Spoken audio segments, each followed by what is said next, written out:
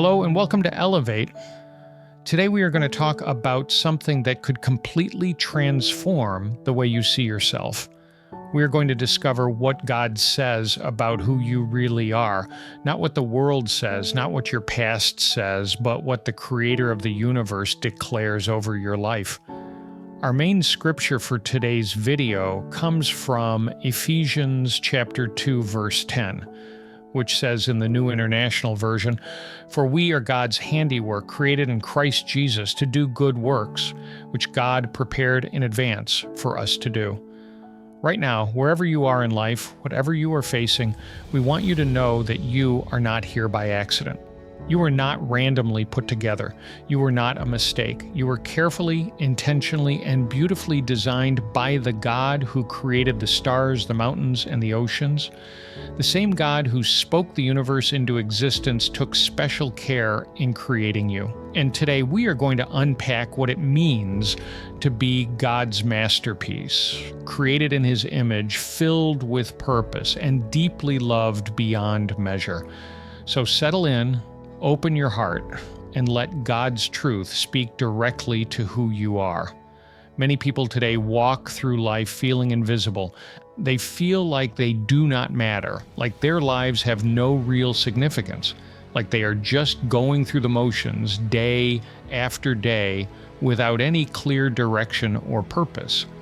We live in a world that constantly tells us we need to be more, do more, and achieve more just to be considered valuable. We scroll through social media and compare our lives to everyone else's highlight reels. We look at ourselves in the mirror and wonder why we do not measure up. We replay our mistakes over and over again, convincing ourselves that we are too broken, too flawed, too far gone to ever be used by God. But that is not what God says about you. That is not the truth. The truth is found in God's Word, and it is time we start believing what He says instead of what the world, our doubts, or our past try to tell us. The world has a way of measuring value that is completely backward. It tells us that our worth is determined by how much money we make, how attractive we are, how many followers we have, or how successful we appear to others. The world says you are only valuable if you are productive, if you are popular, if you are perfect. But God's economy works differently. God does not measure your value by what you do. He measures your value by who you are. And who are you? You are His creation. You are made in His image. You are His child. Before you ever achieved anything, before you ever succeeded or failed, before anyone ever noticed you or rejected you, God had already declared your value. He created you, and everything God creates is good. Genesis chapter 1, verse 27 says, "So God created mankind in His own image. In the image of God He created them. Male and female He created them." This is where your identity begins, not in what people think of you, not in what you have accomplished, but in the fact that you were made in the image of the Almighty God. Being made in God's image means something powerful. It means that you carry a reflection of God's character, His creativity, His love, His authority, and His purpose. You are not just a random collection of cells. You are not just a biological accident. You are a living representation of the God who created you. Think about that for a moment. The God of the universe, the God who holds galaxies in His hands, the God who knows every star by name, chose to create you in His likeness. That means your life has meaning. It means you have dignity. It means you have worth that cannot be taken away by anyone or anything. No matter what you have been through, no matter what has been done to you or what you have done, God's image in you remains. You are still His. You are still valuable. You are still worthy of love and purpose. Now let's look at what it means to be God's handiwork. That word handiwork in Ephesians chapter 2, verse 10 is the Greek word poiema, which literally means a work of art, a masterpiece, something crafted with skill and intention. When an artist creates a masterpiece, they do not rush through it. They do not carelessly throw it together. They take their time. They pay attention to every detail. They pour their creativity, their passion, and their vision into that work. And when it is finished, they step back and say, "This is good. This is mine." That is exactly how God sees you. You are His masterpiece. You are not mass-produced. You are not generic. You are one of a kind, uniquely designed by the hands of God Himself. Like an artist signs their work, God has placed His mark on you. You belong to Him. You are His intentional creation, formed with purpose and filled with potential. Psalm 139 verses 13 and 14 tell us, "For you created my inmost being. You knit me together in my mother's womb. I praise you because I am fearfully and wonderfully made. Your works are wonderful. I know that full well." God was personally involved in your creation. He was there when you were being formed. He knew every detail about you before you took your first breath. He knew the color of your eyes, the sound of your laugh, the dreams you would carry, and the struggles you would face. Nothing about you surprises God. Nothing about you is a flaw in His design. You were fearfully and wonderfully made, which means God made you with care, with intention, and with purpose. Every part of you, even the parts you wish you could change, were seen by God and called good. But here is where things get complicated. Even though we are God's masterpiece, life has a way of making us feel like we are anything but. Sin entered the world, and with it came pain, rejection, failure, shame, and brokenness. People hurt us, we hurt ourselves, we make mistakes, we fall short, we look at our lives and see the cracks, the scars, the broken pieces, and we start to believe that we are damaged beyond repair. We start to believe that we are no longer valuable, that we are no longer worthy of God's love or purpose. But here is the truth that will set you free. A masterpiece is still valuable even when it is cracked. In fact, some of the most famous pieces of art in the world have been damaged, restored, and are now worth even more because of their story. You are no different. Your struggles do not disqualify you. Your past does not define you. Your brokenness does not diminish your value in God's eyes. You are still His masterpiece. This is where the beauty of the gospel comes in. In Christ Jesus, God restores what was broken. Jesus did not come to throw us away. He did not come to look at us and say, "You are too far gone." No, Jesus came to redeem us, to restore us, to bring us back into the fullness of who God created us to be. When we accept Jesus, we are not just forgiven. We are renewed. We are made new. 2 Corinthians chapter 5, verse 17 says, "Therefore, if anyone is in Christ, the new creation has come. The old is gone, the new is here." Through Christ, our identity is restored. Our purpose is reignited. Our relationship with God is made whole. Jesus takes the broken pieces of our lives and creates something beautiful.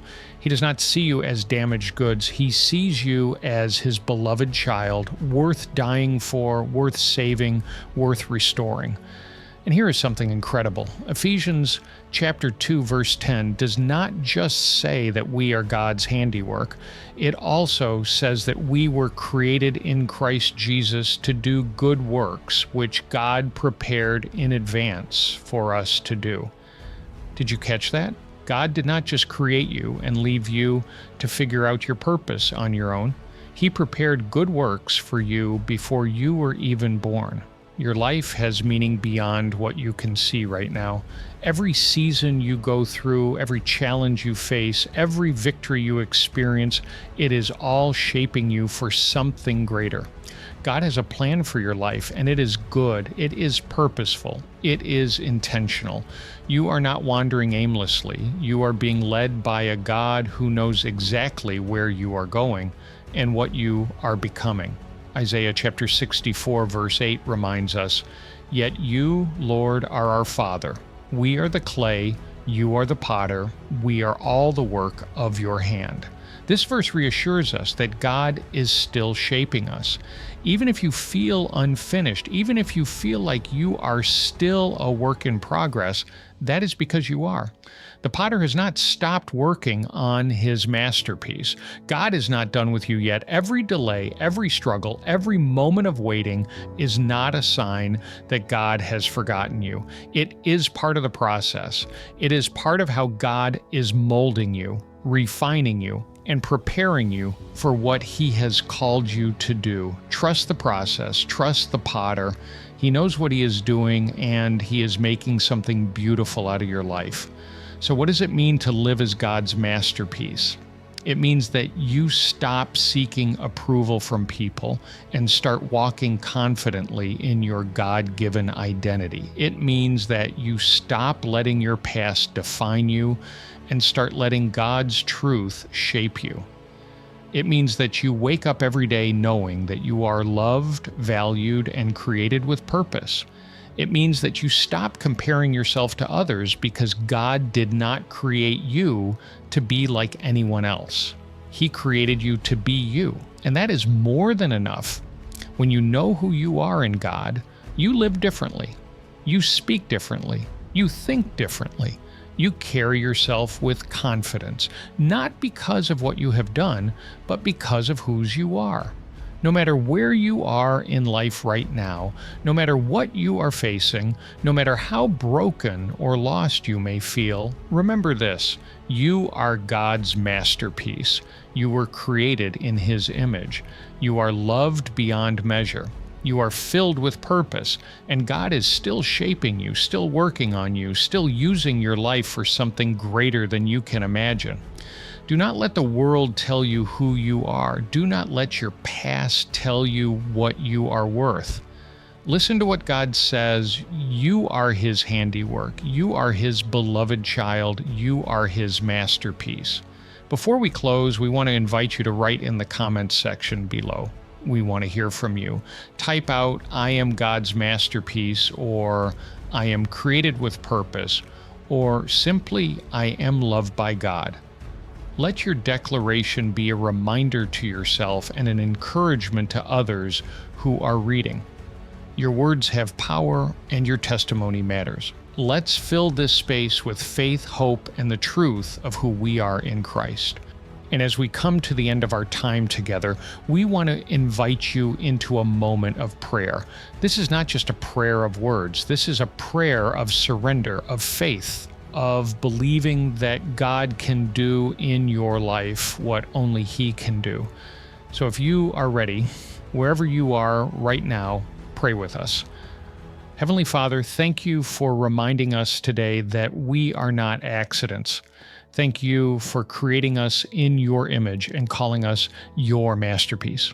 We confess that there have been times when we have believed the lies of the world, when we have let our past define us, when we have doubted our worth and our purpose.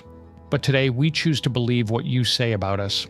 We are your handiwork, created in Christ Jesus to do good works that you prepared for us before we were even born. Lord, help us to see ourselves the way you see us.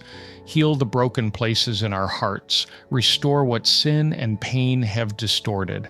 Remind us daily that we are loved, valued, and filled with purpose. Give us the courage to walk confidently in the identity you have given us. Shape us, mold us, and use us for your glory. We trust you, Father, and we surrender our lives to you. In Jesus' mighty name, we pray. Amen.